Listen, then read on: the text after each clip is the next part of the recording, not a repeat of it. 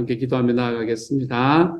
사랑하는 하나님, 예수님께서 나의 힘이 되십니다. 내 삶에 어떤 일이 있다고 하더라도 내 주님께서 나의 힘이 되어 주시기 때문에 내가 그 모든 길들을 하나님 앞에 기쁨으로 걸어갈 수 있습니다. 하나님 앞에 담대하게 걸어갈 수 있습니다. 고백하며 살도록 하나님께서 도와주옵소서.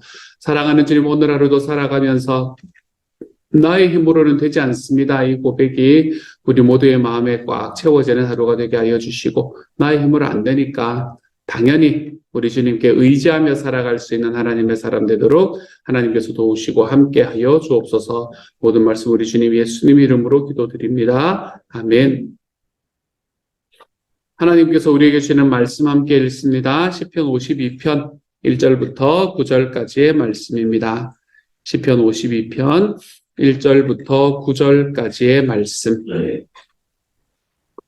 우리 같은 목소리를 함께 읽도록 합니다. 시편 52편 1절부터 9절까지입니다. 같이 읽도록 하죠. 함께 읽습니다. 시작. 포악한 자여, 내가 어찌하여 악한 계획을 스스로 자랑하는가? 하나님의 인자하심은 항상 있도다. 내 혀가 심한 악을 꾀하여 날카로운 삭도같이 간사를 행하는도다. 내가 선보다 악을 사랑하며 의를 말함보다 거짓을 사랑하는도다. 간사한 혀여, 너는 남을 해치는 모든 말을 좋아하는도다.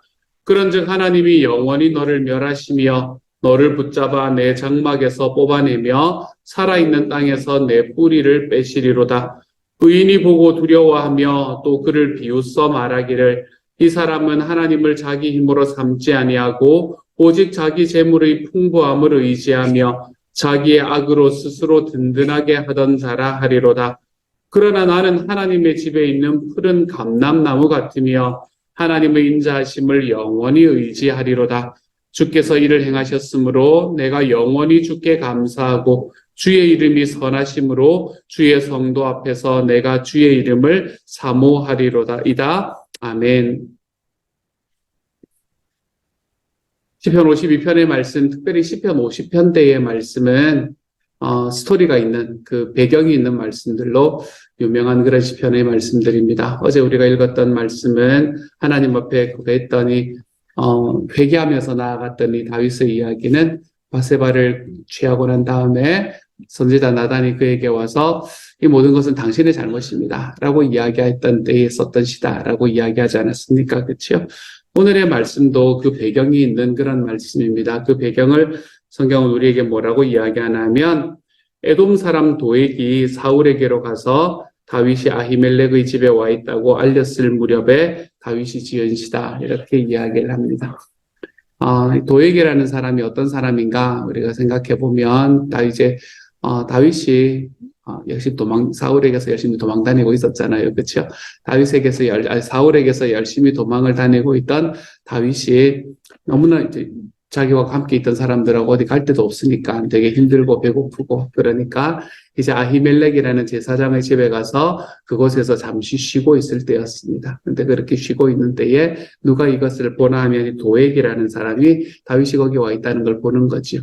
그렇게 다윗이 거기 와 있다는 것을 보고 그냥 좀 두면 괜찮지 않겠습니까? 그렇죠? 근데 그거 이제 자기의 그거를 위해서, 자기의 입신양명을 위해서였겠지요. 자기의 입신양명을 위해서 뽀로로 달려가가지고 그 왕이었던 사울에게 이야기를 하는 겁니다. 사울이 여기에 와 있었습니다 라고 이야기를 하는 거지. 와 있습니다 라는 이야기 할 수는 없으니까 전화가 없었을 거 아니에요. 그렇죠? 그래서 와 있었습니다 라고 이야기를 했던 거죠. 그렇게 이야기를 하고 난 다음에 이 사울이 이 제사장 아히멜렉의 집에 와서 그곳에 있던 사람들이 다윗을 도와줬다는 이유로 그 모든 가족들을 다 멸절해버리는, 이제 다 죽여버리는 뭐 그런 일들이 일어났던 그런 일들 속에서 여기에 다윗이 요 이야기를 짓게 됩니다. 요 시편을 짓게 되었다라고 이야기합니다. 그래서 이 말씀은 자기의 이익을 위해서 다른 사람에게, 자기보다 높은 사람에게 다른 누군가 이야기를 전하고 자기 이익을 위해서 다른 누군가의 말을 하는 그런 사람에 관한 이야기를 하고 있는 거지요. 그래서 1절에 포악한 자여 라고 이야기를 하는, 세 번역 성경에서는 오 용사여 라고 이야기하는 이 말씀은 도액을 이야기를 하고 있는 말씀이다라는 게 눈에 들어오지요. 그렇죠? 물론 그 뒤에 있는 사람들에게 꼭 도액은 아니겠지만 처음에 다윗이 쓸 때는 바로 자기를 밀고 했던 그 도액이라는 사람을 이야기하는 거다라고 우리가 바라볼 수 있을 겁니다. 세번역 성경으로 제가 한번 읽어보면서 쭉 가보도록 하지요. 오 용사여, 너는 어찌하여 악한 일을 자랑하느냐?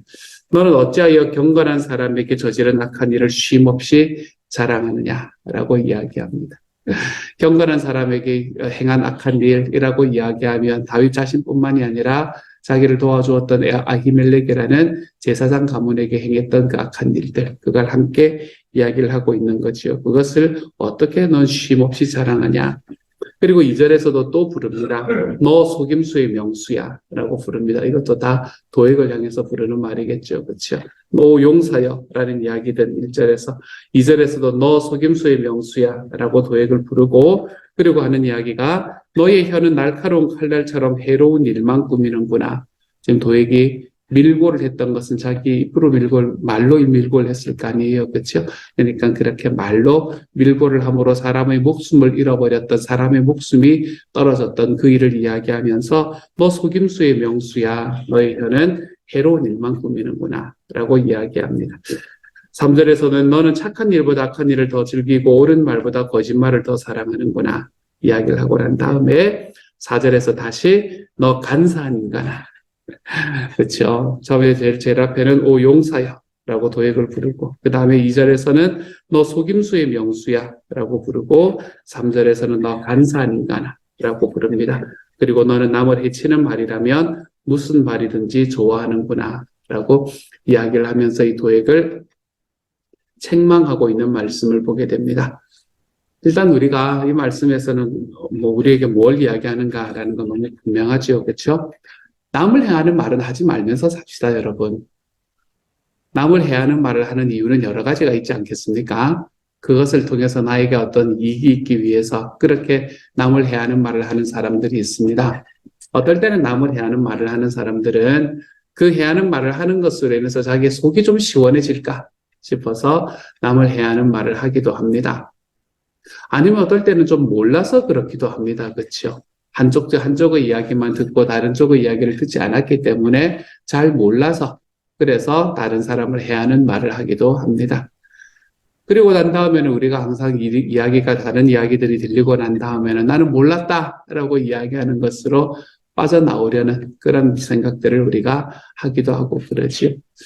하지만 우리가 어떤 의도였건 아니면 어떤 과정이었건 어떤 경우이건 우리의 삶에서 다른 사람을 해하는 악한 말들은 우리 입에서 나오지 않는 그런 하나님의 사람이 되는 게 얼마나 중요한가라는 생각을 해봅니다.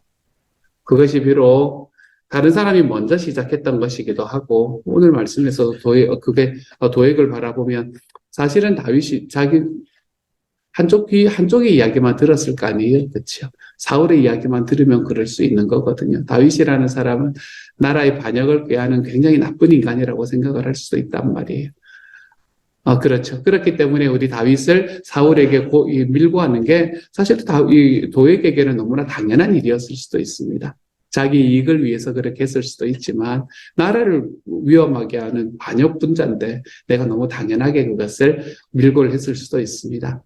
근데 어떤 경우든 간에 우리가 남을 해치는 이야기, 옳은 말이 아닌 거짓말 이런 것들은 우리가 더 사랑하며 살아가지 않는 하나님의 사람이 되는 게 좋습니다.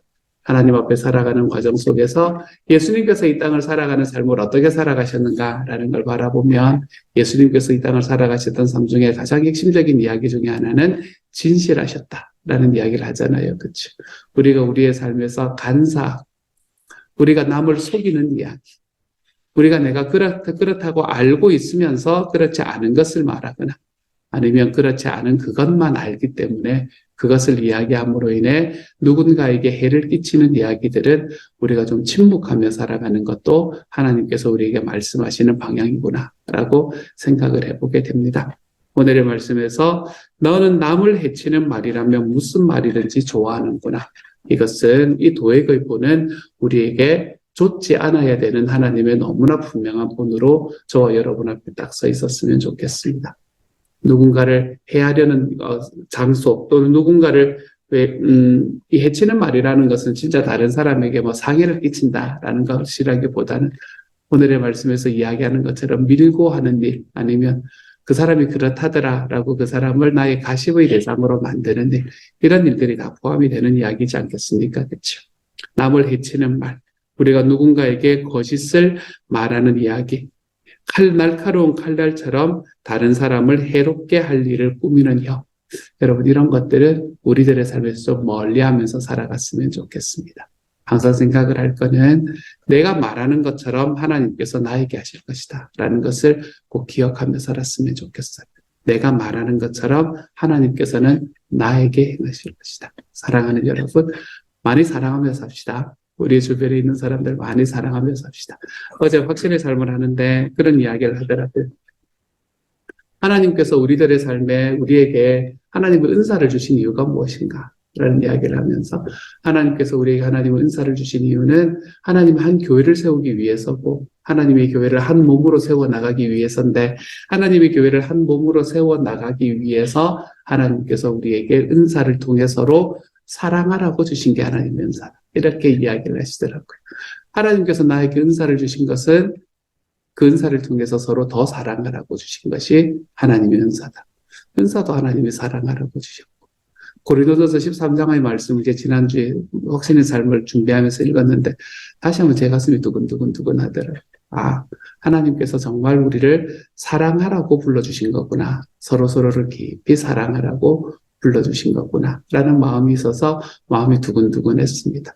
어제 저와 함께 하셨던 분도 그렇게 이야기하시더라고요. 어떤 일주일 동안에 어떤 말씀이 가장 좋았습니까? 그랬더니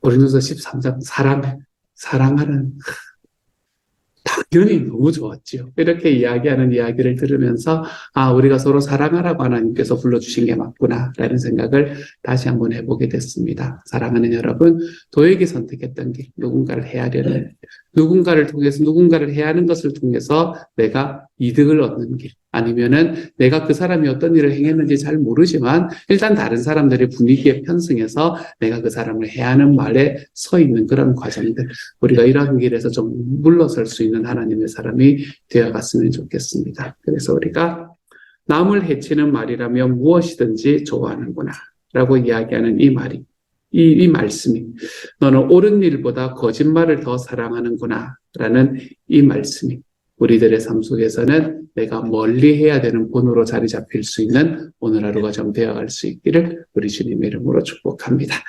그리고 난 다음에 어떻게 이야기를 하는가 하면 그 다음에 말씀 속에서는 하나님께서 그런 너를 어떻게 하실 것이고 또 나는 어떤 사람인가 이런 것에 관한 이야기를 쭉 해주고 있습니다. 5절부터 제가 한번 볼게요. 5절부터는 이렇게 말합니다. 하나님께서 너를 넘어뜨리고 영원히 없애버리실 것이다. 너를 장막에서 끌어내어 갈기갈기 찢어서 사람 사는 땅에서 영원히 뿌리 뽑아 버리실 것이다. 다른 사람을 해치는 말을 하는 사람의 결과를 이렇게 무섭도록 이야기를 하고 있습니다. 어쩌면 하나님께서 그렇게 해달라라고 간구하고 있는 내용인지도 모르겠습니다. 자기 눈에 어른어른거렸던 것이 이 제사장 아히멜렉의 그 미소가 얼마나 어른거렸겠습니까? 그를 맞이하고 그와 함께 있는 사람들을 대접해 주었던 그 사람들의 넉넉한 마음이 얼마나 마음에 와닿았겠습니까? 그 사람들을 다 죽여버렸다라는 이야기를 들은 직후에 이 다윗의 마음은 너무나 분노로 가득 차 있었던 것 같아요. 그런 마음을 통해서 그런 마음으로 하나님 앞에 이야기하는 겁니다. 너가 이렇게 될 것이다 라고 이야기하고 있죠. 그리고는 6절에서 의인이 그 꼴을 보고 두려운 마음을 가지고 비웃으며 이르기를 저 사람은 하나님을 자기의 피난처로 삼지 않고 제가 가진 많은 재산만을 의지하며 자기의 폭력으로 힘을 쓰던 자가 할 것이다. 여기서 의인이 그를 보고 그 꼴을 보고 두려운 마음을 가지고 비웃으며 이르기를 이라고 이야기하는 말씀이 참 좋았습니다.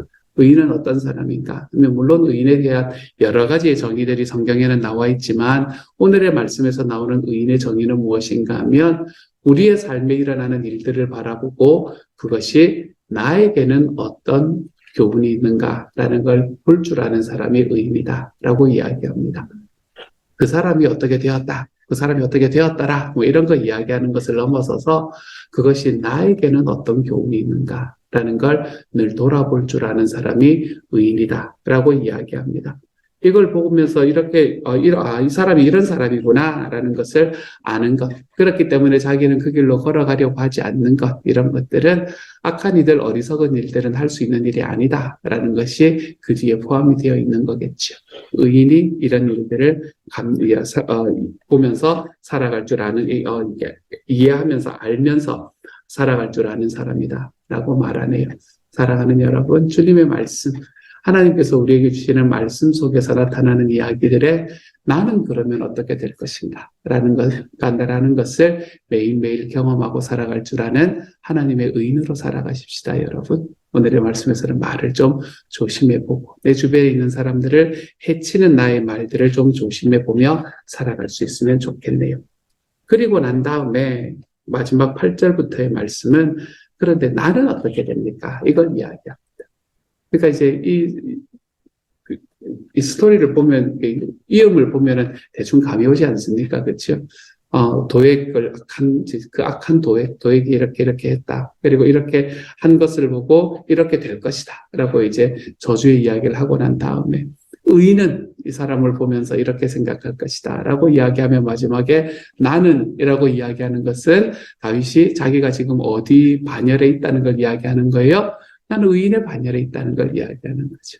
나는 이 도액을 바라보면서 뭔가 깨달을 수 있는 그 자리로 들어간다라는 걸 말합니다. 그러면서 8절에서 다윗이 이야기하는 것은 그러나 나는 하나님의 집에서 자라는 푸른 잎이 무성한 올리브 나무처럼 언제나 하나님의 한결같은 사랑만을 의지하란다. 한결같은 사랑.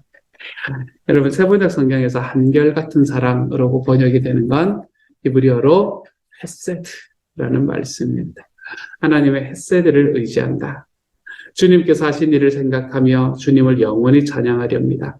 주님을 믿는 성도들 앞에서 선하신 주님의 이름을 우러러 기리렵니다. 라고 이야기하며 자기가 어떻게 살아갈 것인가 라는 것을 하나님 앞에 이야기합니다. 8절에서 하나님의 한결같은 사랑을 의지하는데 어떤 사람처럼 의지하나 하면 하나님의 집에서 자라는 푸른 잎이 무성한 올리브 나무처럼. 참 멋진 이야기지 않습니까? 그렇죠? 시인은 맞는 것 같아요. 다윗이 하나님의 집에서 자란 푸른 잎이 무성한 올리브 나무처럼 언제나 하나님의 한결같은 사랑만을 의지하려고 합니다. 그리고는 주님께서 하신 일을 생각하며 주님을 영원히 찬양하렵니다. 주님을 믿는 성도들 앞에서 선하신 주님의 이름을 우러러 기리렵니다. 라고 이야기를 하고 있는 말씀으로 마무리가 됩니다. 다윗은 마지막을 하나님을 찬양하는 이야기로 마무리를 하고 있네요. 하나님을 내가 어떻게 찬양할 것인가 라는 이야기로 하나님 앞에 마무리하고 있습니다. 우리가 하나님의 교회를 여기서 보면 하나님의 집이라고 이야기하는 것들이 있잖아요. 그리고 마지막 9절의 말씀도 예배 속에서 일어나는 일들 같죠. 그렇죠? 주님이 하신 일 생각하고 영원히 찬양하고 주님 믿는 성도들 앞에서 주님을 이름을 우러러 기리고 그러다 간증하는 이야기, 우리 다 예배 때 일어나는 이야기잖아요. 그렇죠? 예배를 이야기를 하고 하나님의 전을 이야기를 합니다. 하나님의 교회를 이야기할 수밖에 없어요. 그렇기 때문에 지금 다윗은 내가 하나님의 교회 안에서 살겠습니다. 교회 안에서 살아가기를 원합니다. 라고 이야기를 하고 있는 말씀이니까요.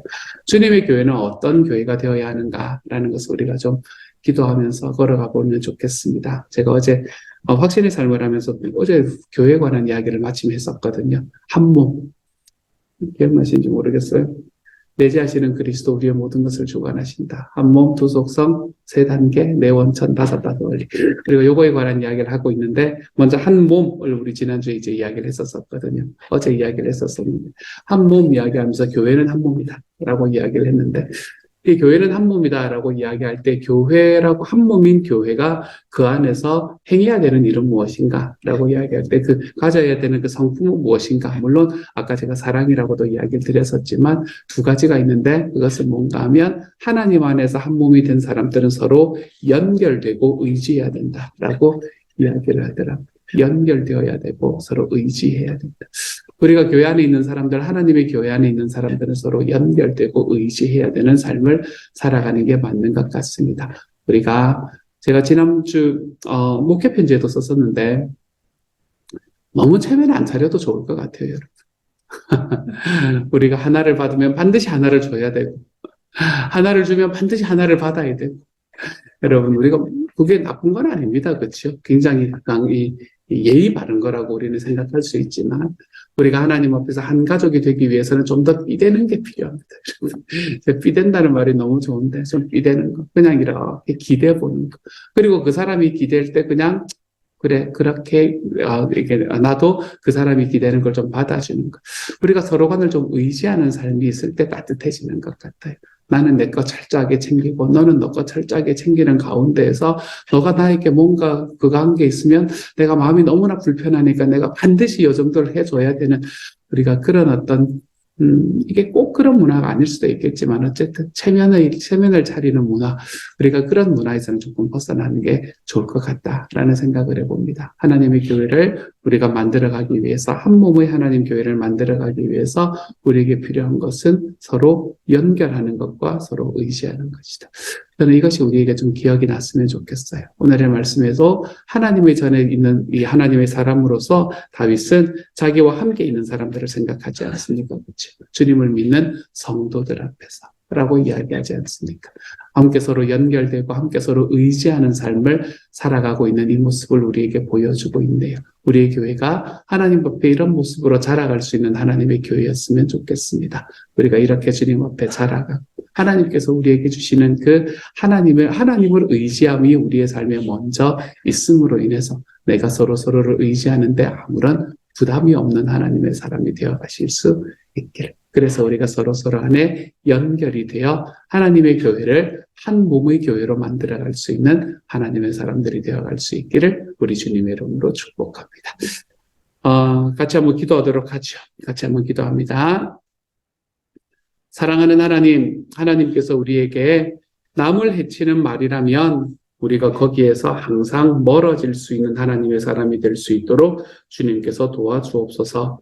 하나님, 우리가 의로운 사람이기 때문에 우리들의 삶에 있는 어떠한 삶을 바라보면서도 어떠한 일들을 바라보면서도 우리가 그곳에서 하나님께서 우리에게 주시는 의도를, 말씀을 느낄 수 있는 하나님의 사람이 될 수 있게 하여 주옵소서.